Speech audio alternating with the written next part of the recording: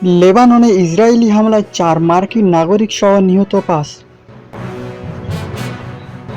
দক্ষিণ লেবাননের বিনতে জবেইল শহরে ইসরায়েলি ড্রোন হামলায় ৩ শিশু সহ ৫ জন নিহত হয়েছেন। লেবাননের স্বাস্থ্য মন্ত্রণালয় আরও জানিয়েছে, এ হামলায় আহত হয়েছে কমপক্ষে ২ জন। নভেম্বরে মার্কিন মধ্যস্থায় কার্যকর হওয়া যুদ্ধবিরতি সত্ত্বেও ইসরায়েল প্রতিবেশী দেশগুলোতে ড্রোন হামলা চালিয়ে যাচ্ছে। সোমবার ২২শে সেপ্টেম্বর কাতার ভিত্তিক সংবাদ মাধ্যম আল জাজিরা এ খবর জানিয়েছে। লেবাননের পার্লামেন্ট স্পিকার নাভিউ বেরি জানিয়েছেন, নিহত ৩ শিশু হল সেলিন, হাদি ও আসিল এবং তাদের বাবা যুক্তরাষ্ট্রের নাগরিক ছিলেন।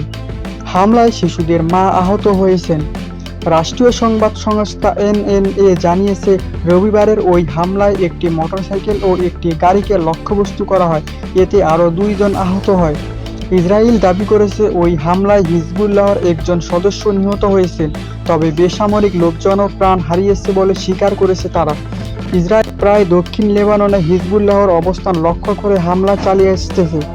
তেল আবিবের দাবি, ইরান সমর্থিত এই সংগঠন যাতে আবার সামরিক শক্তি গড়ে তুলতে না পারে সেজন্যই এসব হামলা চালাচ্ছে তারা। গত যুদ্ধে হিজবুল্লাহর শীর্ষ নেতৃত্বের বেশিরভাগ নিহত হয়, যার মধ্যে দীর্ঘদিনের প্রধান হাসান নাসরাল্লাহ ছিলেন। সূত্র